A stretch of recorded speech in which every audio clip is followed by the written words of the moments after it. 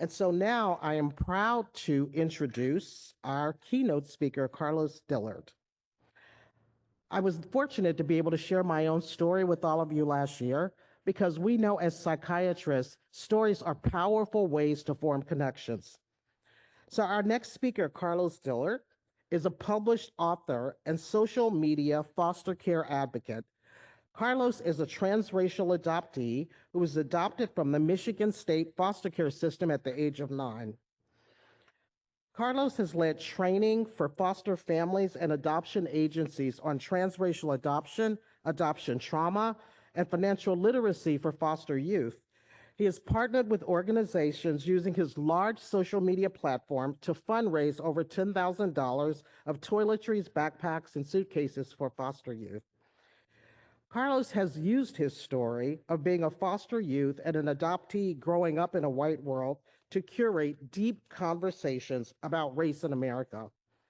With his unique insight on racial tensions between the white and Black communities, he's been able to curate impactful conversations online and off where everyone learns to value each other and their experiences while learning about systemic racism, privilege, and their role in it. His memoir, Wards of the State, a memoir of foster care, details his lived experience in the Michigan State foster care system, surviving more than 30 placements. It is my honor to introduce this year's Call Manager Plenary Speaker, Carlos Dillard.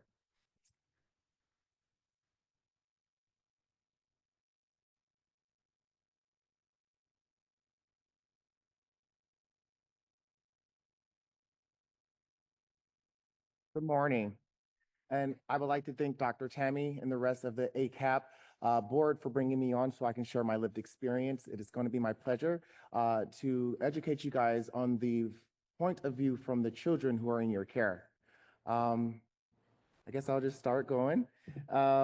She already did a great introduction. Thank you, Dr. Tammy, for the introduction. Before we get started, I would like everybody to stand up. If everyone can stand up for me, please. All righty, so I'm going to make a few statements. And if these statements apply to you, I want you to take a seat, okay? I want you to remain standing if these statements do not apply to you. Number one, please take a seat if you grew up in a two-parent household.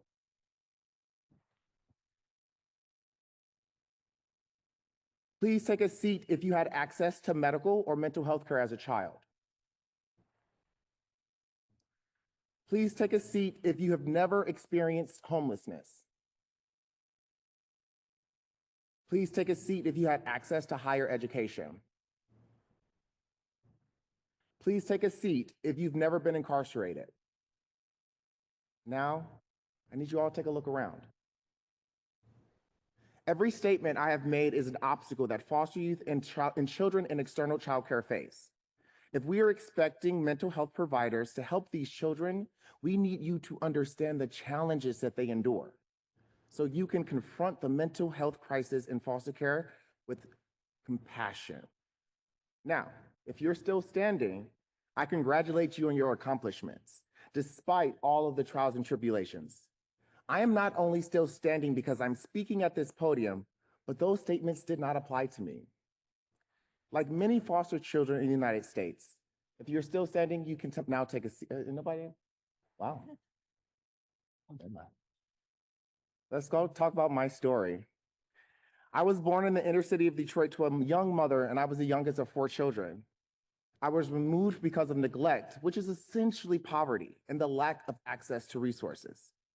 My mother was also a victim of the child welfare system, being placed in foster homes and experiencing stays at mental health hospitals. That generational trauma was passed down to me, and unfortunately, generations after me. I was placed into dozens of foster homes, few good, and very many abusive. Still, one thing stayed consistent throughout my entire foster care experience, and that was the over-medication of myself. Before foster care, I was only on one psychotropic medication. During my time in foster care, I was placed on several at the same time, and that led me to try to complete suicide.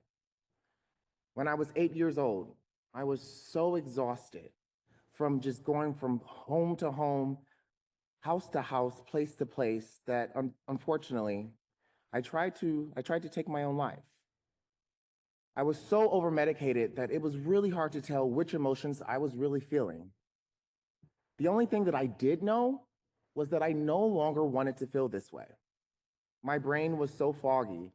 I believe because of the medications I was taking, I ended up being hospitalized in the mental health institution, and that even caused me even much more trauma.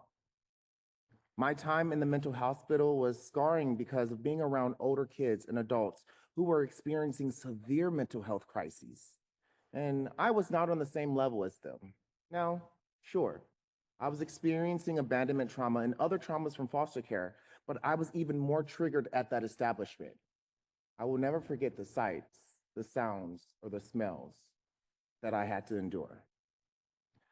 As a young child, I was placed on a potent cocktail of psychotropic medications that affected my life forever. On any given day, nearly 1 in 4 children in foster care is taking at least one psychotropic medications. That's 4 times more than all children. My cocktail was the following medicines, all prescribed at once: risperidone, dextroamphetamine, amphetamine, methamphetamine, and bupropion.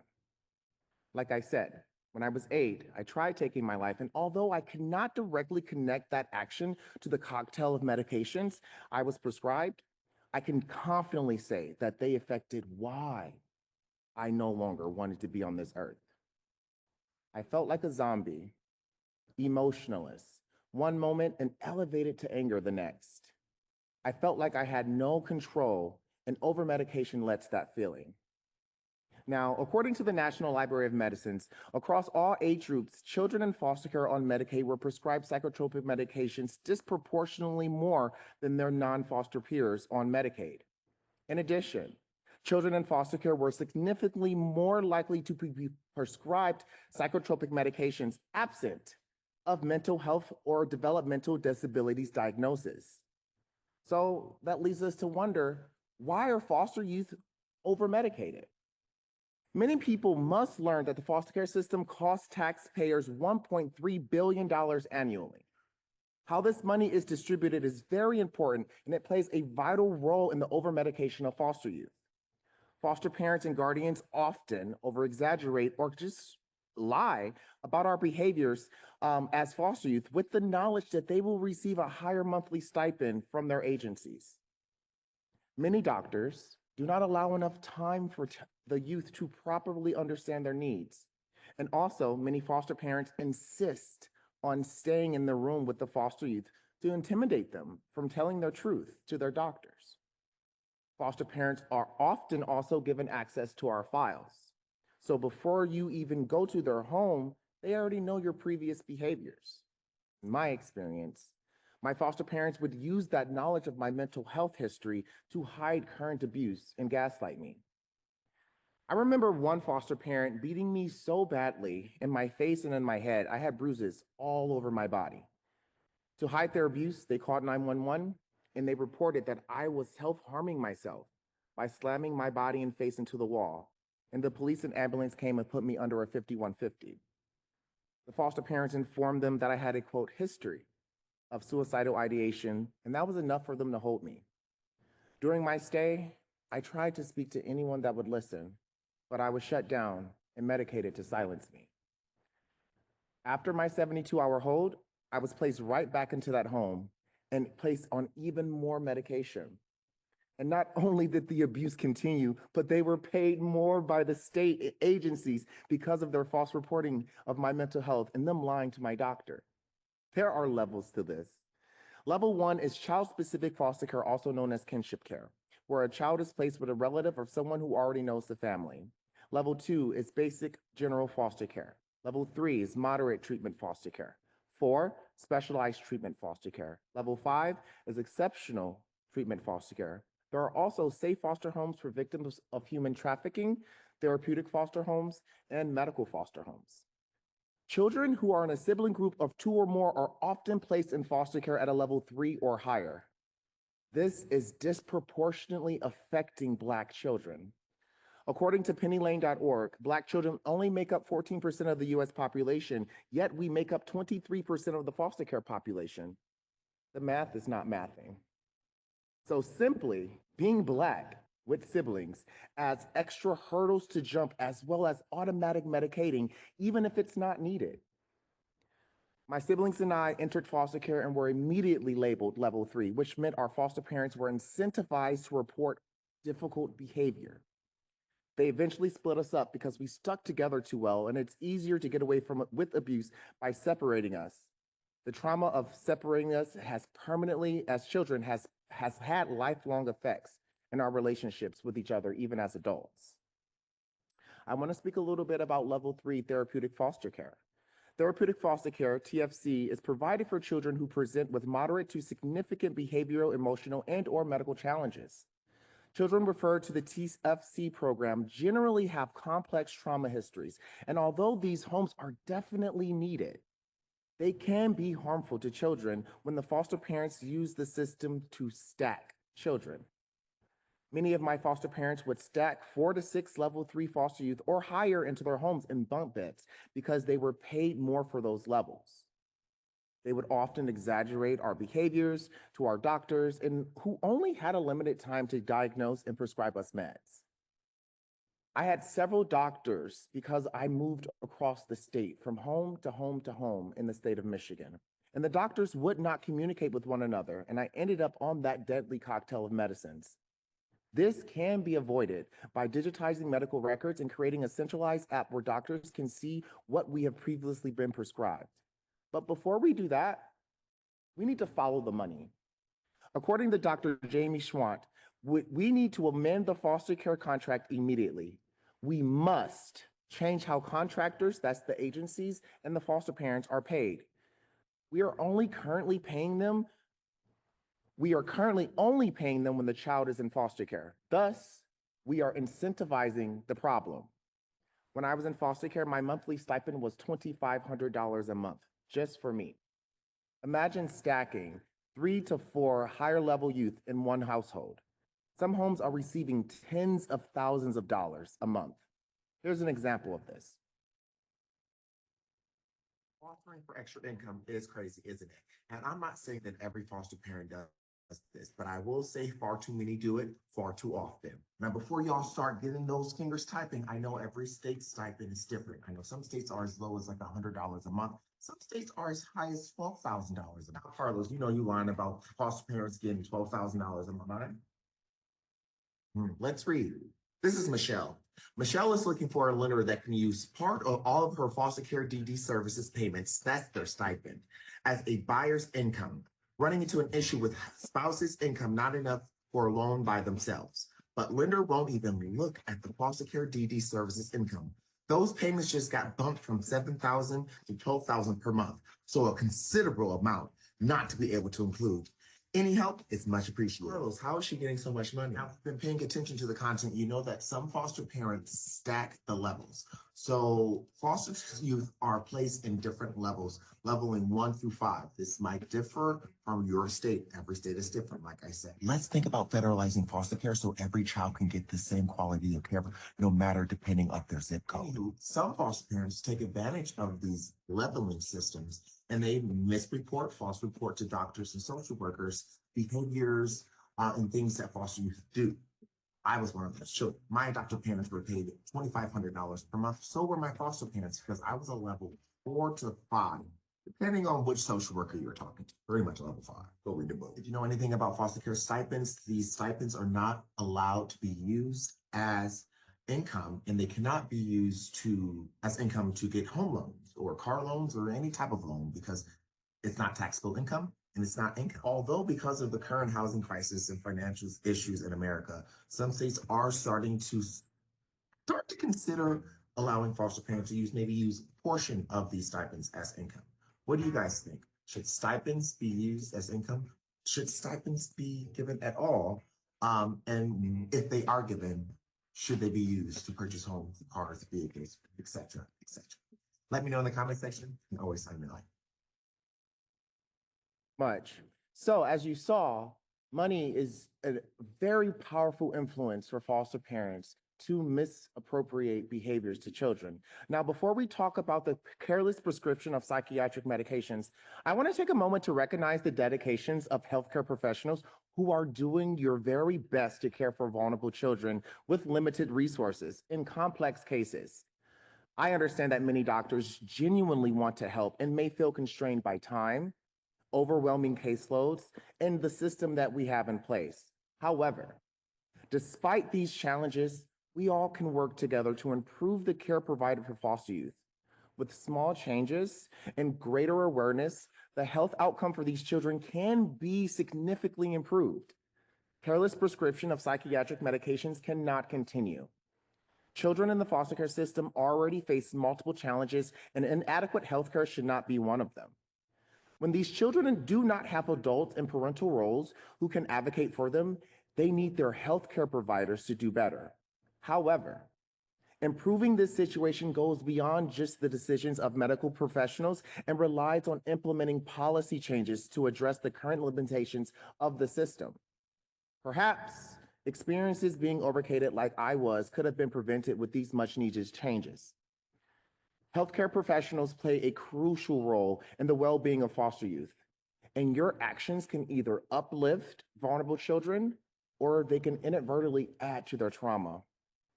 Here are some ways that doctors and mental health professionals can help prevent the overmedication of and misdiagnoses of foster children. Number one is just to take time to listen. Foster youth often have complex histories that require careful understanding. Prioritize longer, more in-depth consultations to truly assess the child's mental health needs rather than relying on quick solutions like medication. Two, individualized care plans. Tailor treatments plans for each children's specific trauma and background. Avoid a one-size-fits-all approach and use therapy options and explore them fully before jumping to prescriptions. Three, avoid rushing to Medicaid. Children in foster care are disproportionately prescribed psychotropics, often without a proper diagnosis. Before prescribing, conduct thorough assessments and explore non-medication treatments like therapy, especially when dealing with trauma-related behaviors. Four, monitor the medications closely. If psychotropic medications are necessary, it is vital to monitor the dosage and effects carefully. Overmedication can dull a child's emotional range, contributing to more trauma, as it did in my case. Schedule frequent check-ins and adjust the medications as needed. Five, allow space for transparency. Foster youth may not feel safe speaking openly about their needs when foster parents or social workers are present.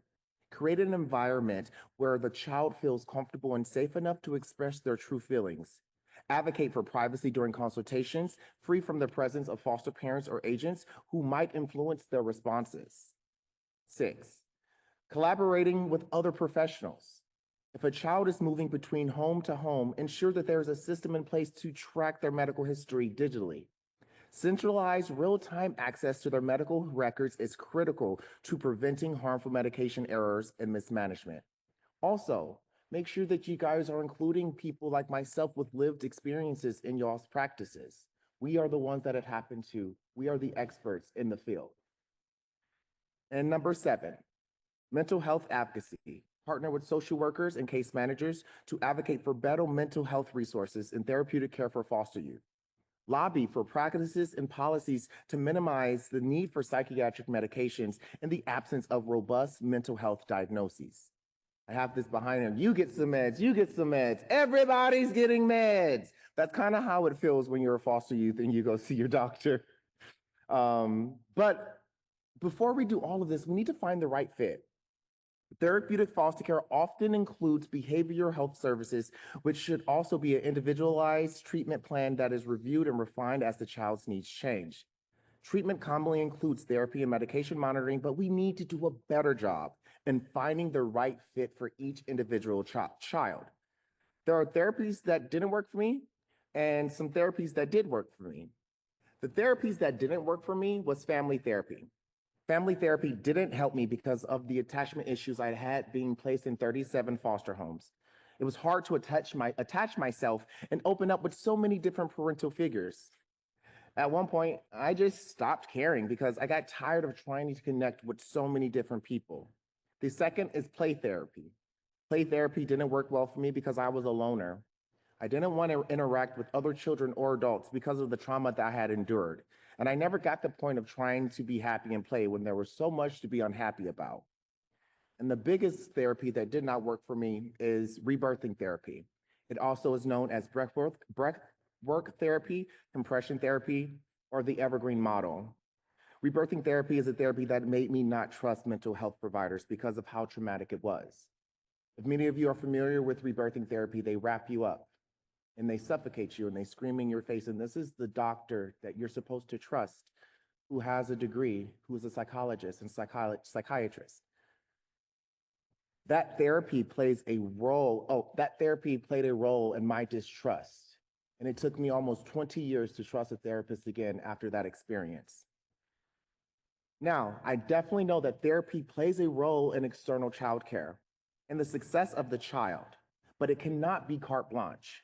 You need to take more time with foster youth so you can truly understand their needs so we can find and recommend the right fit. Now, there are some therapies that did work for me. The first therapy that worked for me was equine therapy. To this day, I still go to equine therapy because it makes me feel bigger than myself.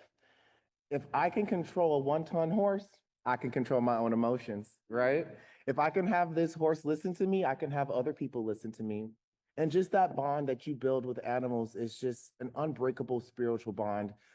If you haven't tried equine therapy, I would highly recommend it.